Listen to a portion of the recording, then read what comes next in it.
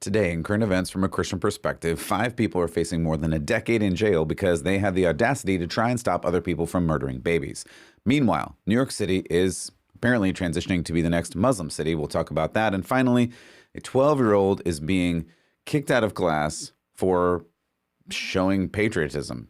This shows just how bad the secular industrial government school complex really has become. All this and more today. I'm Matt Odegaard, and this is Church Public.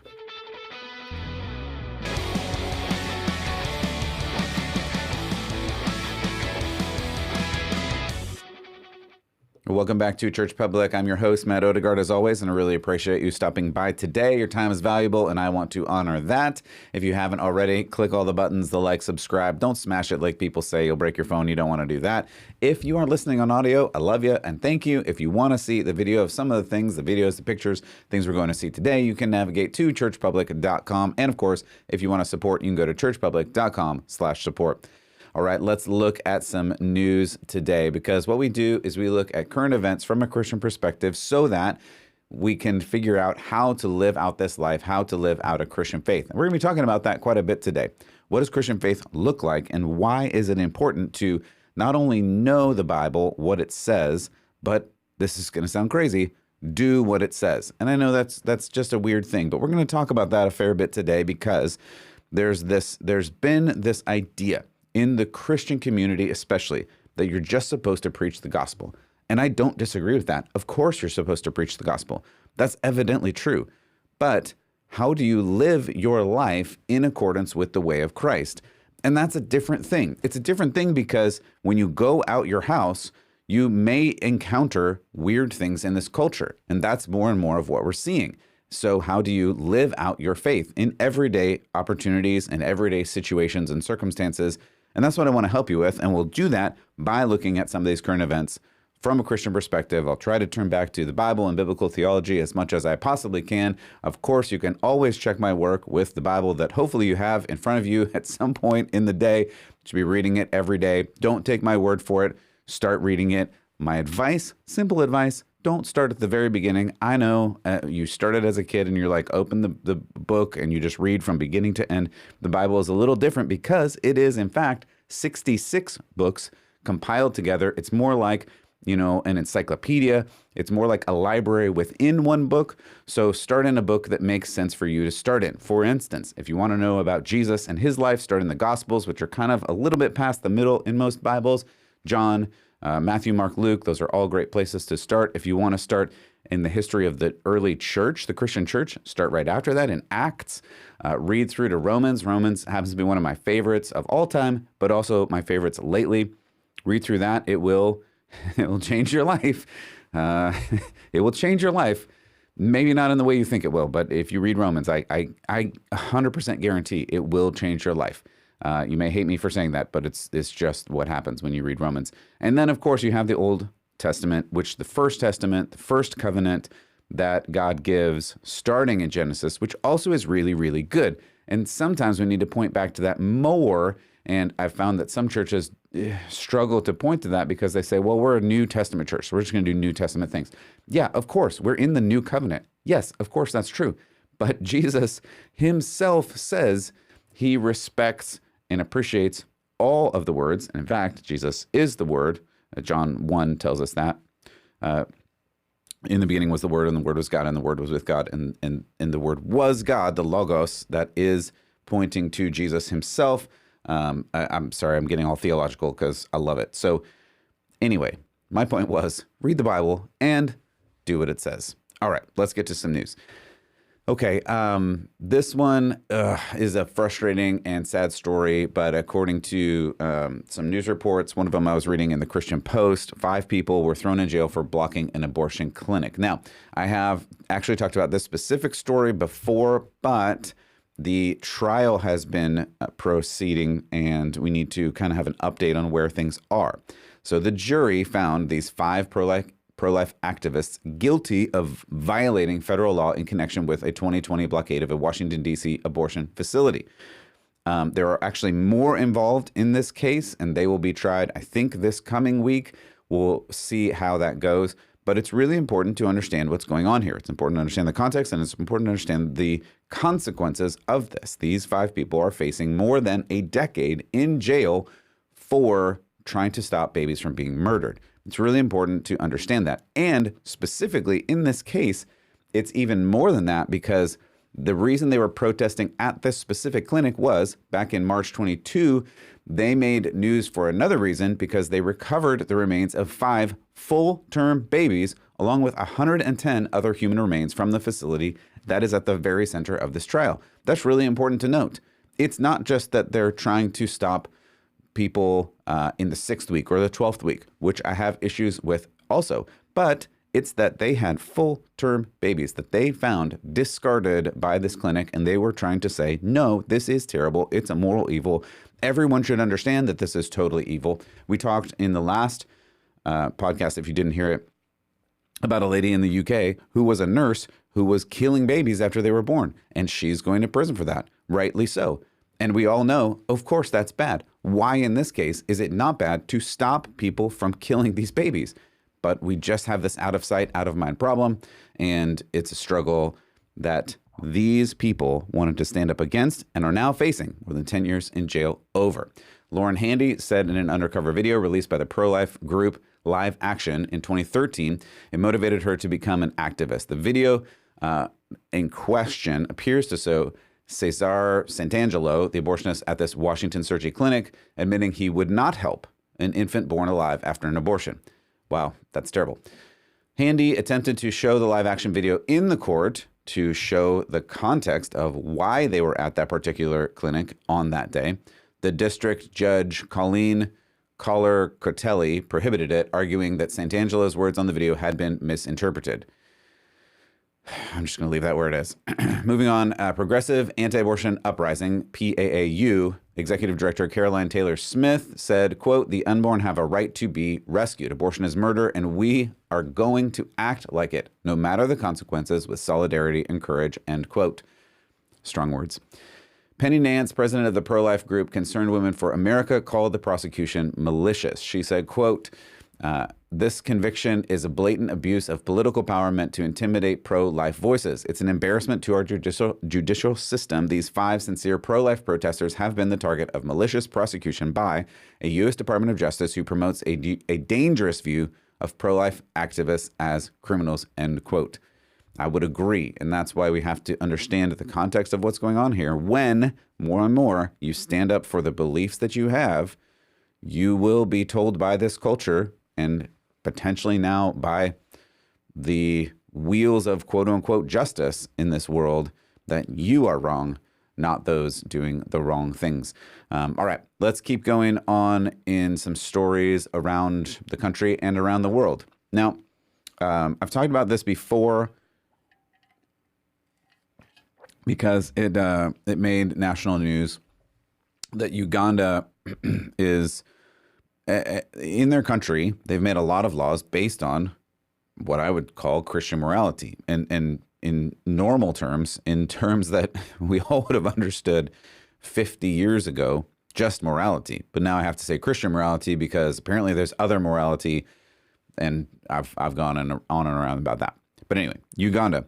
So Uganda made headlines. They have for a long time had laws on the books that outlaw homosexuality, for instance. But as I reported a couple of months ago, now they have death penalty for some quote-unquote aggravated homosexuality or things like that. And what does that mean? So here's what happened on the socials in the I was going to say Twitter world. That doesn't exist anymore. Now it's X. I'm going to keep calling it Twitter because X doesn't make sense. I'm sorry, Elon. Anyway, so in CNN, they posted this tweet about Uganda and what's going on there. They said, 2 men in Uganda are facing separate charges of, quote, aggravated homosexuality, end quote, an offense punishable by death under the country's new controversial anti-gay laws. Now, those are the words they said, and just by reading those, you would think, oh no, that's terrible. They're killing people just for being homosexual. That's not what's going on here, and it is a very misleading headline, which isn't surprising for CNN, but we need to unpack this. And in fact, this new feature that Elon, thank you, has put in is this context feature where readers can put context into what's going on. So I love this. So the readers, they added context and said, hey, this title is misleading and leaves out important details about the two men. The article says, the CNN article that they linked, the article says, one man was charged with a sexual act with a child aged 12, and the other man was charged with performing unlawful sexual intercourse with a man with a disability. So this is terrible in situation. It's terrible in what happened here. And CNN just got totally called out. And I think that's funny. But I think the situation is terrible. But what we have to understand here is what's going on. We have to understand that CNN is trying to change your perspective on morality. And that's from a Christian context what we need to know. This is a question of where do you get your morality? Where do you define your morality? I've talked for a long time because I've had lots of conversations with people that say you can't legislate other people's morality. Sure, you have a Christian ethic. I might even too, right? That's what people will tell me. I'm a Christian, so I believe in the laws, but we can't put those on other people. Why? Where? At some point, you have to decide what is the law going to be, and someone has to decide what the law is, and then we decide what we do with that. Now, in this particular instance, there's a bunch of different worldviews crashing together, and that's what I want to get to because I think that's the interesting part of this. I think the interesting part of this is, well, what's going on? CNN is saying that it's anti-LGBTQAIP hashtag ++ $sign squiggly emoji to arrest people or in this case, sentence people to potential death because of a lifestyle. Now, as I pointed out, that's not what's going on here. What's going on here is an actual crime. One of them, a defendant is accused of having relations with a disabled 41-year-old man against his will. In the other case, a 43-year-old man is charged for allegedly performing a sex act with a 12-year-old. So these are two really, really, really terrible situations in Uganda that, Uganda, according to their laws, has said we're going to punish. Now, before we get into the worldviews a little bit, here's a question, because I was told reliably that the LGBTQAIP hashtag ++ $sign cult has nothing to do with pedophilia.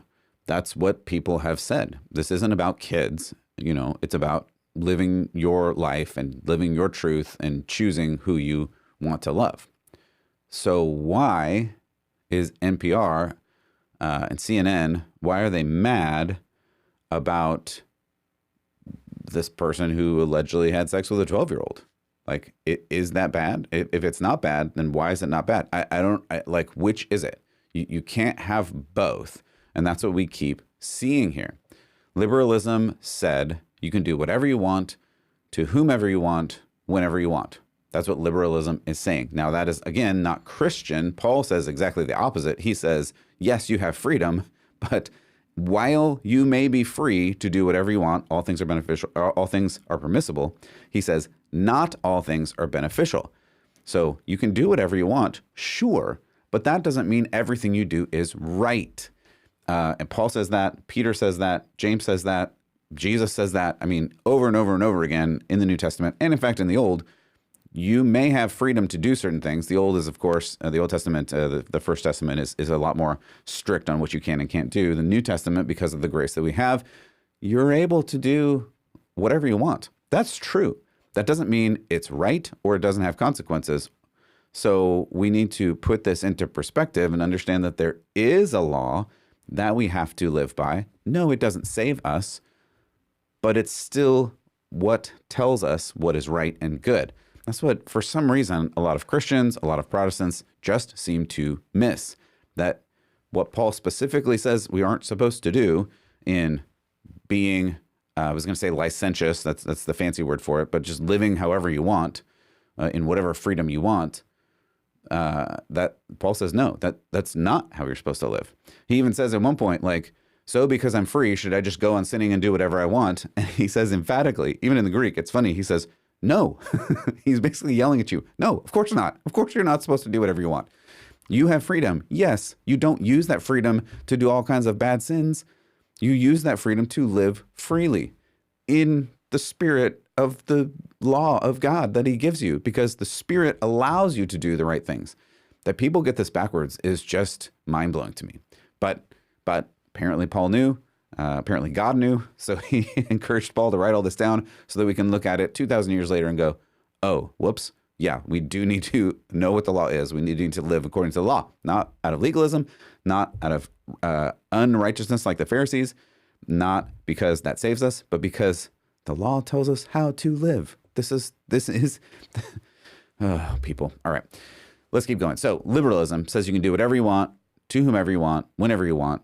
That's what it has been telling us. And that's what this liberal view or the libertarian view has said. It's this live and let live thing that conservatives, even Christians, got sucked into and thought, oh, okay, well, that's great. We'll just do that. No. Then there's a second view, democracy. Everyone's saying this is a threat to our democracy. We need to uphold the sacred democracy. Okay, so the democracy says people vote for laws that represent them, and then you get to live according to those laws. Okay. Imperialism says the biggest country with the most force gets to decide, which is what America, CNN, NPR, all these other agencies are saying to Uganda. Okay, you may be a sovereign country, but we're going to tell you what to do because what we do is right and what you're doing is not right. So which is it? Do you get to do whatever you want to do? Do you get to vote for whatever the people want to do? Or does CNN get to tell you what to do? We hear all of these things at the same time from our politicians and media, but clearly they can't be all true at the same time. If we say democracy, then Uganda made a law and now they're enforcing it, so they're going to do what they decided to do. If we say liberalism, what do you care who does what to whom? Because you're liberal and live and let live and just do whatever you want. If we say imperialism, then I guess you're arguing that the sovereign nation of Uganda has to do whatever the elites at CNN wants them to do, because apparently might makes right and we're might, so we're right. Is that really how we're living? I have questions. We should also remind people, and I need to say this because apparently our memory is very, very short, which is why I read and read and read and read, because I want to know more. But we should remind people that prior to, I looked this up, 1962, every state in America had anti-sodomy laws, every one. It was usually a felony, sometimes paired with prison. Many of these laws were not repealed until the 2000s, 20 years ago. That's it. So the story is about another country with their own laws that until recently were not that different from our own laws, but now the imperialist pride agenda is rapidly trying to literally take over the world. And when a country makes laws against terrible crimes and against disabled people and against children, CNN, the international news agency, says that's immoral. This is the depravity of the current worldview that must validate their own sins at all costs. And by the way, this is not just a news thing. It's not just a CNN thing. It's not just a politician thing. If you remember, the Biden administration, upon hearing of these new laws in Uganda, is actually deciding whether or not to withhold financial aid from Uganda. So they're literally putting America's money where its mouth is, which seems really dirty, if you ask me. All right, let's move on to another story because I'm tired of talking about this one. Okay, so we're back to Oliver Anthony. I mean, he's been up and down and in and about the news. He got mad at the Republican debates using his song, even though apparently he gave them permission, but then he didn't like it. I'm not going to play you that clip. You can go and look for that clip if you want. We played you the Richmond, north of Richmond the other day. You can go back in the archives on audio or video and listen or watch that. I think it's good if you haven't seen that. That might be helpful to you to understand both what he is saying in general and why it is important in our culture right now. So go and listen to that if you missed it. But then apparently he was invited on Joe Rogan, which is, I didn't actually check this. You can check my work, but it was at one point like the biggest podcast on the earth or something like that. I mean, it's just enormous as a podcast. So here's the deal. I am fully aware that Oliver Anthony is a young Christian, maybe. He has some kind of faith. I don't exactly know what that faith is. He is definitely young in his faith because in his song he swears, other times he swears. He has a couple of songs. If you haven't listened to his other songs, he has songs about drinking and other things. He's clearly struggling through life. However, it's important to point out culturally and from a Christian context that we all are struggling through life, some more than others. And it's interesting to see people struggle as they just wrestle through, how do I live and what am I supposed to do? So I saw this clip and I love this clip. I did censor out a language in it. So just know that, because it's Joe Rogan and Joe Rogan does Joe Rogan. So let's watch this clip, and then I want to talk about a couple of things that happen here. Proverbs 4:20, which I thought you would like. So if there's anything better. Perfect. Read it. Preach. My son, pay attention to what I say. Turn your ear to my words. Do not let them out of your sight. Keep them within your heart. For they are life to those who find them, and health to one's whole body. Above all else, guard your heart, for everything you do flows from it. Keep your mouth free from perversity. Keep corrupt talk far from your lips. Let your eyes look straight ahead. Fix your gaze directly before you. Give careful thought to the paths for your feet, and be steadfast in all your ways. Do not turn to the right or the left. Keep your foot from evil. But that's pretty profound. But the whole book of Proverbs is like that. Like, it's not preachy. It's not what you think. Like, it's good guidance. It's like good guidance that you would want a father to give to his son. So I love that. And yes, I know there's swearing in it, so I apologize for that. Again, I censored that for you. And it's Joe Rogan.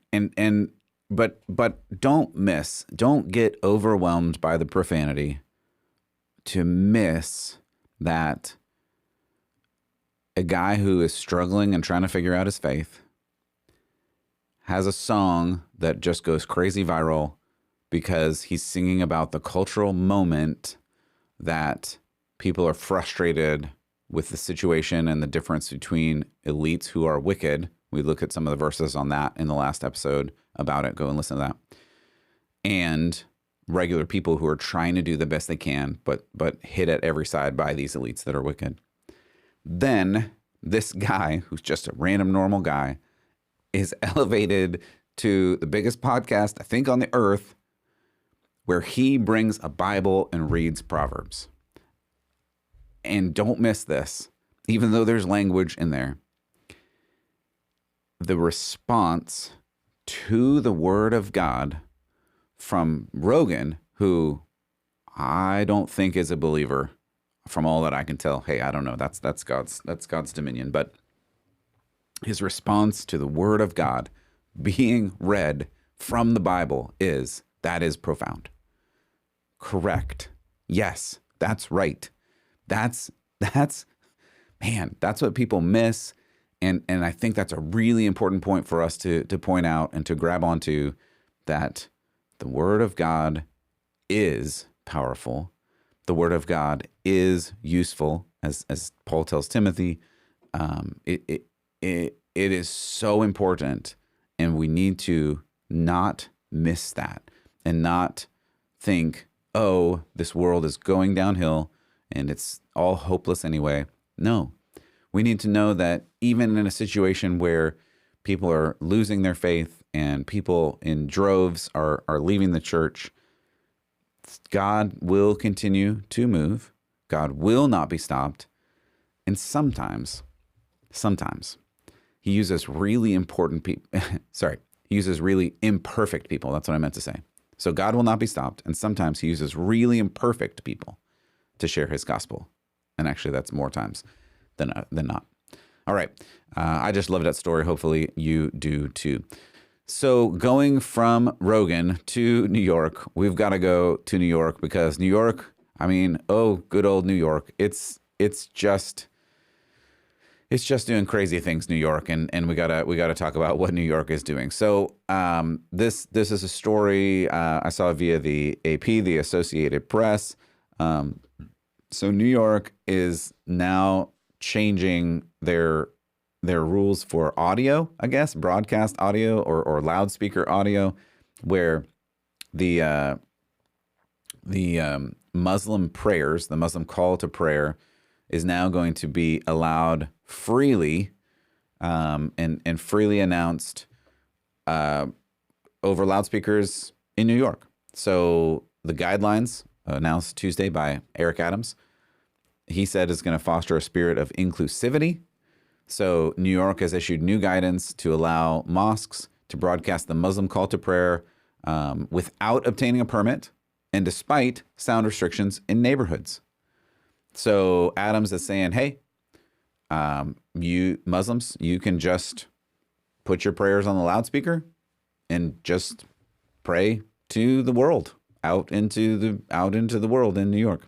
Adams said, quote, "For too long, there has been a feeling that our communities were not allowed to amplify their calls to prayer. Today, we're cutting red tape and saying clearly, mosques and houses of worship are free to amplify their call to prayer on Fridays and during Ramadan without a permit necessary," end quote. Now, remember last year, I reported that Minneapolis did the same thing regarding Muslim prayer broadcasts. So it's important to note that this is happening, and it's happening in various places. The prayer is the Adhan. The Adhan declares that God, Allah, is great and proclaims the Prophet Muhammad as his messenger and says men and women, I'm sorry, I read that wrong. It says men can go to the closest mosque. Actually, it doesn't talk about women because that's a different part of the faith of Islam, and I won't get into that right now. So they can go to the closest mosque 5 times a day for prayer, which is one of the 5 pillars of Islam. That's the way it works. Again, we won't get into their theology much at this moment. So here's the question, right? Is New York a Muslim city? Is that where we are? Is that what we are? Is New York a Muslim city now? Or are we saying that it is Muslim? I mean, not that long ago, and I usually post this around Easter just to raise awareness for cultural changes in America. But I would say, I would contend hardly that not that long ago, New York and a bunch of others across America, but New York was a Christian city. A Christian city. I know you're not allowed to say that. That's Christian nationalist. You can't say that something is just Christian, but I think it was. I think it was a Christian city. I think there are some of the biggest cathedrals in America there, some of the prettiest cathedrals, and tons of devout Catholics and Christians. I have this picture from 1956. If you haven't seen this before, and if you're just listening, you can go to churchpublic.com to take a look at this. This is a picture of 3 skyscrapers in 1956 in New York where they moved their windows. They lit the windows of these skyscrapers in 3 crosses on Easter to show the 3 crosses of Christ and the crucifixion.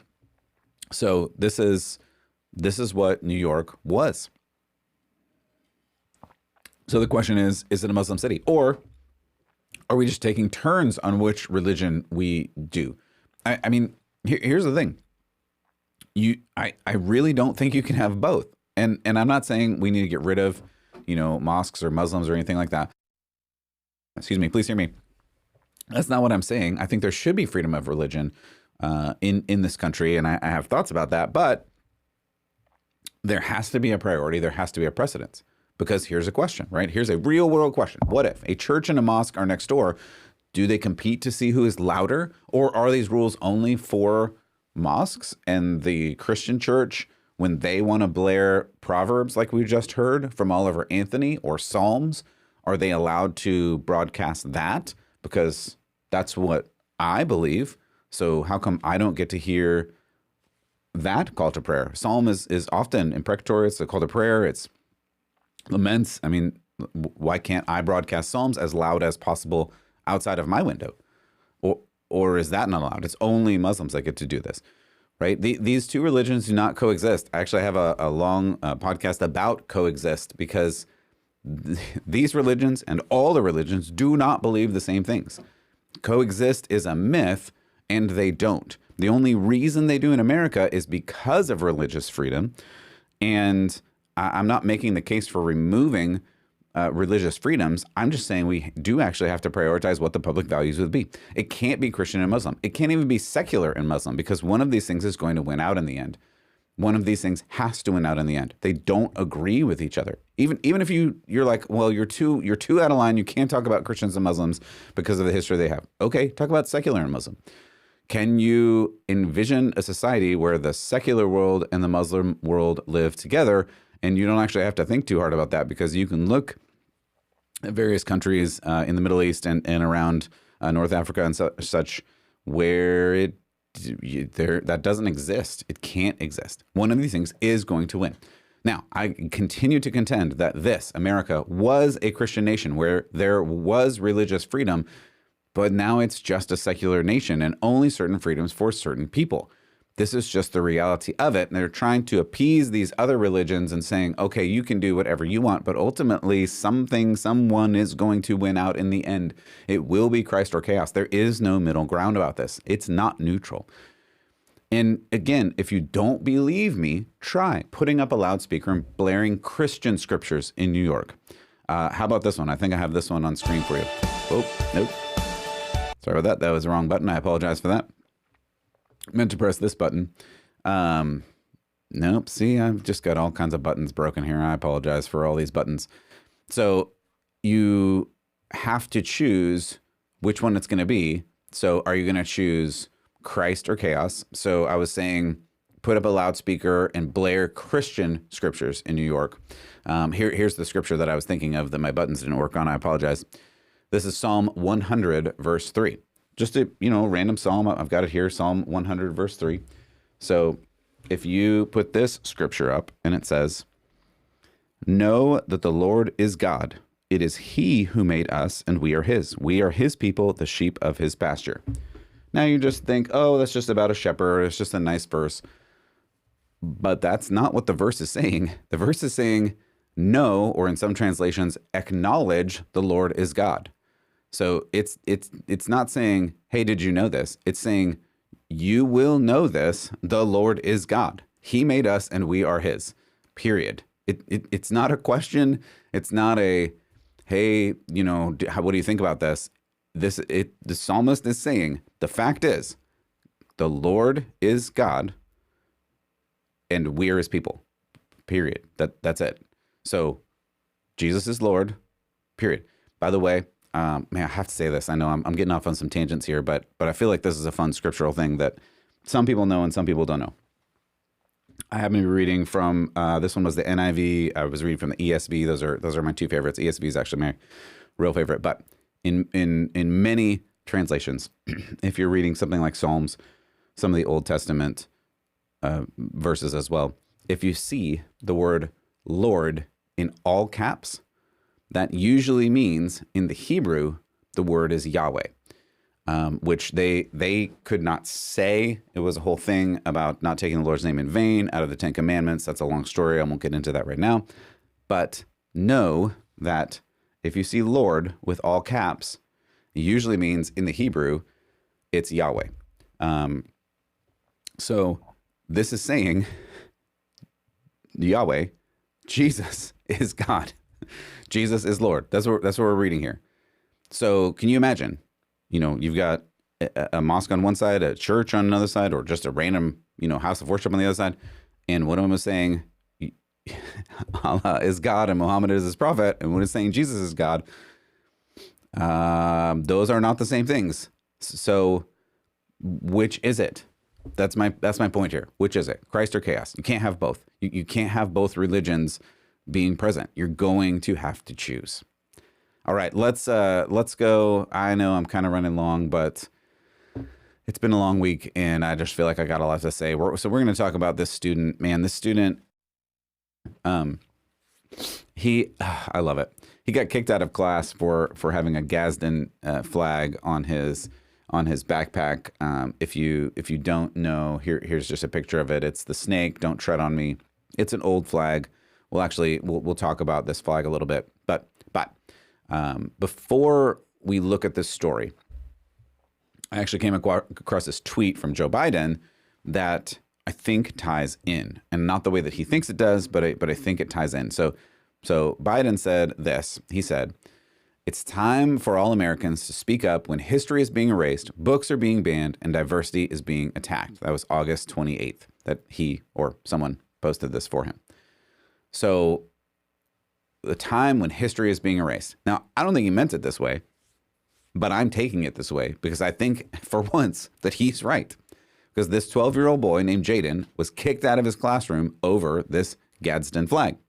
The patch was on his backpack, and the administrator or counselor or whoever's in this clip didn't like that it was on his backpack. So we're going to watch a little bit of this. This goes on for a fair bit, but we'll watch a little bit of it and then we'll check in. Oh, here, go on. Thank you. Do they know what the Gadsden flag is? That it's a historical flag? So there, the reason that they do not want the flag, the reason we do not want the flag displayed is due to its origins. If you couldn't see it there, the flag is on the back of his backpack, and it was just a little patch. Now, by the way, if you're just listening, I do want to describe the situation a little bit. This kid is put together, hair combed, looks great, actually well dressed, collared shirt. I mean, he is respectful. He is. I think that's important. I think it's important to this story that his demeanor is respectful. He is honoring the school and its authority. However, saying, "Hey, I believe in America." Let's listen to a little bit more here. Slavery and slave trade. Oh, that was really good. That is what was. We gotta go back just a second here. I'm gonna try to go back. Origins with slavery and slave. Okay, so it's hard. They're talking over each other, so it's hard to hear. But if you didn't hear, the administrator here says the reason we're here is we're talking about this flag and its origins in, and she kind of pauses. The mom, who's kind of off camera, you can't see her, says the revolution, like its origins in America, the Revolutionary War, and the administrator's like, no, its origins in slavery, and the mom's like, let's keep watching. That is what was. That is the reasoning behind why we do not want this displayed. The Gadsden flag. The "Don't tread on me." Okay. Which is the Gadsden flag. Okay. So he's what's going to happen if he doesn't take it off? He is able to go. I was actually just telling him, like, I was upset that he was missing so much school. I'm like, so I asked if can he just take his stuff out of his bag and go back to class. Like, I just want him to go back to class. The bag can't go back. It's got the patch on it because we can't have that in and around other kids. So that's what I was trying to, and then he said you were close. So I was like, oh, okay. Yeah, it has nothing to do with slavery. That's like the Revolutionary War patch that was displayed when they were fighting the British. Like that's the revolution. Maybe you're thinking of like the Confederate flag. Okay, I am Is there just history here to teacher that can enforce. No, I am here to enforce the policy that was provided by the district, and definitely you have every right to not agree with it. I mean, because the absolutely. ACLU says that he's allowed to wear that. If you like go on their website, it's like says in big letters. I'm just gonna pause it there. It goes on for a long time. I mean, I love this interchange, and I love it for so many reasons. Because the mom knows what's going on. She even cites like they actually say that he is allowed to put this on, and the administrator goes, "Well, I'm just enforcing policy." So I want to talk about the flag because I think it's important as a history lesson. If you're not familiar, I want us all to be on the same page. Obviously, this administrator is not on the same page, but I also want to go back to Biden because he accidentally said, that tweet that I think is important to this. Now is the time for Americans to speak up when history is being erased and diversity is being attacked. So, number one, this incident shows that government-sponsored school, and this administrator illustrates that the administrators and teachers really don't care about history. They clearly don't care about history because she says she doesn't even know. She doesn't even know. Oh, I don't know about that. And then number two, this whole diversity thing only goes one way. Clearly, this kid and his views and his family are not included in this great inclusion. His diversity, which really is patriotic, country-loving, is just not allowed in this new America. It doesn't matter that the flag, the patch isn't what this lady's saying it is. It doesn't matter. He's just not allowed. His view is not allowed. His diversity is being attacked, clearly, as Biden pointed out, not in the way that he meant to, but no one cares. And that's I think, that's an important point of this story, that we have to understand. Now, I'm going to spend just a couple minutes. I know we're running long here, so hopefully you got a couple more minutes. I think the history of this flag is just, it's good to know. It's good to understand where we came from as America and how this is important. And then I'm going to wrap up at the end. So if you can make it till the end, I hope you do, because I'm going to tie all this up into one big cultural and Christian bow and then send you on your way. So just hang in there for a couple more minutes. So this Gadsden flag, again, it wasn't connected to slavery ever, and that's important. So this is it's the yellow. Again, if you haven't seen this, I'm sure you've seen this. I know you have seen this flag. It's been around for 200 and some years at this point. Actually, we're coming up on almost 300 years at this point, and because it was, I think, 1750 when it was designed, somewhere in there, and it's old, and yet it's just a statement. It's got the rattlesnake on there. Don't tread on me. Again, you probably all have seen this. It was designed by Christopher Gadsden. He was in South Carolina. He was in the Continental Congress in Philadelphia, 1775. I apologize. I said 1750. I meant 1770. My apologies. But he and Benjamin Franklin designed this. He was a colonel in the army that liberated the country in the Revolutionary War. It was used by Marines as they went into battle for a long time, like a long time. And Americans have waved this as a symbol of defiance against oppression, which I think is really interesting and important to understand. Again, even going back further, right?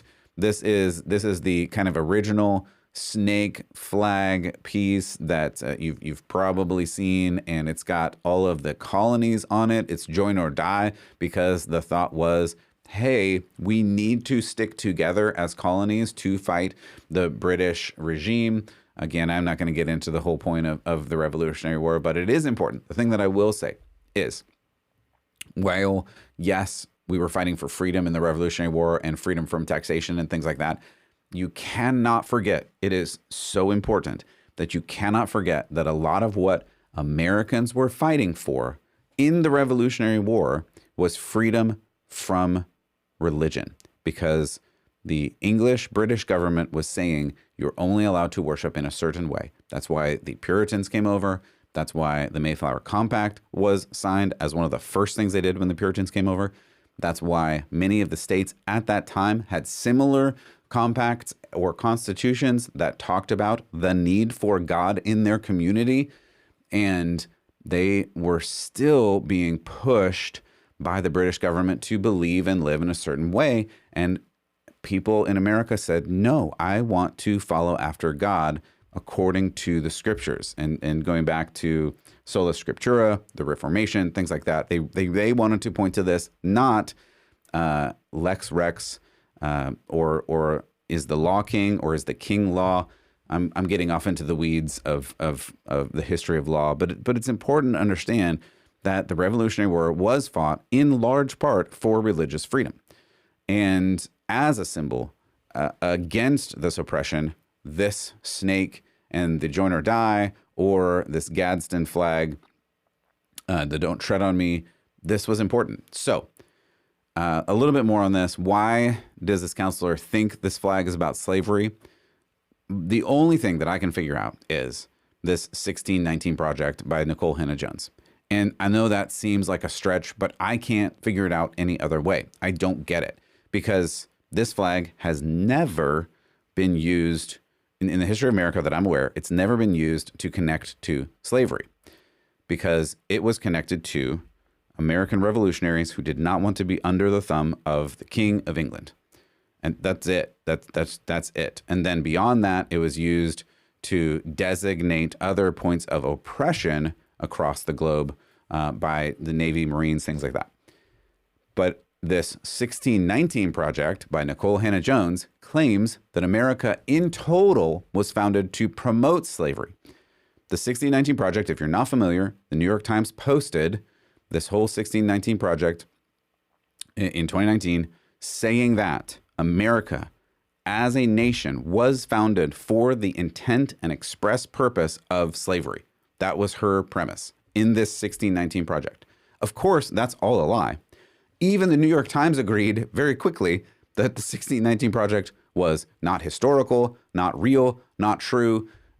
They said things like it was aimed to flip American history on its head. The original 1619 Project argues that the, quote, true founding did not come with the Declaration of Independence on July 4th, 1776 or 1620, but it arrived at the first slaves to Virginia on August 20th, 1619. Then the New York Times edited without telling anybody on the 1619 Project's website, removing claims about this founding. Nicole Hannah-Jones, I'm not going to get into all of this. You can go and research this if you want, but she even told CNN, the project does not argue that 1776 was not the founding of the country, but clearly it was. And I think the problem with the 1619 Project is it made its way into the school system. It made its way into the elites and the intelligentsia, and people want this to be true. And so people work in schools apparently believe the first article, never saw the second article, never saw the edit, never saw any of this. So the sad thing about this whole situation is that the admin clearly doesn't know history. She even says, well, I don't know about that. What are you doing in a school and enforcing policies that you literally don't know? That's just crazy. It shows how far down we've fallen when the quote unquote experts who are supposed to be teaching your children don't know anything. She just says at the end, and again, this goes on for a long time. You can go watch the rest of the clip. She says, well, that's just the rules. So your kid's kicked out. I'm just following the rules. I'm following orders. Too bad you're getting arrested. And that's the thing that we just keep seeing. It's not that the rules are just. It's not that the rules are moral. It's just that, well, somebody made the rules, so I'm just following the rules. Too bad. So sad. Call somebody else. I don't care. This situation happened because parents gave their kids to the teachers and the administrators and the teachers' unions and the government, and then they're surprised that the government doesn't agree with them and doesn't like them and won't tolerate other opinions besides their own. Diversity and inclusion in action. Now, I feel for the kid and the mom. I'm proud of the kid and the mom for standing up. But the real time to stand up was years and years ago when the Bible was kicked out of schools and prayer was kicked out of schools and the whole government system turned secular and wanted to eliminate God entirely. But we're not there. We're here. So what are we going to do? Whether it's kicking kids out of school for being patriotic or arresting people trying to save babies, as we looked at earlier, or arresting pastors and preachers at public parks for preaching the gospel, which we saw on a previous episode, or arresting the former president and current Republican presidential candidate, which is happening, the steam is building towards something. This veil was lifted during the lockdown, and to use the overused Matrix reference, you had a choice to make. You could take the blue pill and just forget about everything. And many people did, it seems. They're currently trying to get back to the sleepy existence of the 90s or the 80s or the 50s or whatever your golden days were. They just want everything to be like it was. The problem is that was never real. The quiet times, the good times, the wonder years, they were propped up by men who fought and died for your freedom. These men fought for their families, but in a greater sense, they fought for truth and they fought for God. After all, in God we trust. God bless America. These were phrases they said and used and you heard all over this country. But now we go back to the Matrix. If you didn't take the blue pill and go back to sleep, you took the red pill and you woke up. We hear that all over the place. And you realized how deep the rabbit hole really went. But in Christian circles, you realized, like some, that the church was sleeping. The church, by and large, didn't know what to do during this lockdown. They didn't know the Holy Scripture, they didn't know God's law, and they didn't know what to do. So now what? You're awake and you see the corruption in the government, you see the sleepiness in the church, and some people in the church awakened but didn't know what to do, so sadly they became woke. They were awake, but they didn't know where to go, so they just became woke. They saw social justice, critical race theory, and on, just being nice, quote unquote, were the only things they knew how to do. And sadly, that's not the way. That is not the gospel. I'd like to propose another way, the way of Christ, the way of denying yourself every day and following Christ. And I know your next question because it's my question too. And when I personally asked this question in churches and to pastors over and over again, I got shushed. I got in trouble. How, even when I was a pastor, my question is how? How do I follow Christ? When all of this craziness is going on in the world and you're just telling me to do the gospel and be nice, what in the world does that mean? How am I supposed to be, quote unquote, nice? How am I supposed to just share the gospel? The gospel of Christ is offensive. I just read you Psalm 100 that says, God is Lord. Jesus is Lord. Christ is Lord. If you say that now in New York, with the other speaker blaring, are you going to get attacked? Are you going to get arrested? Are you going to I don't know. I don't know where this goes, but it doesn't go together.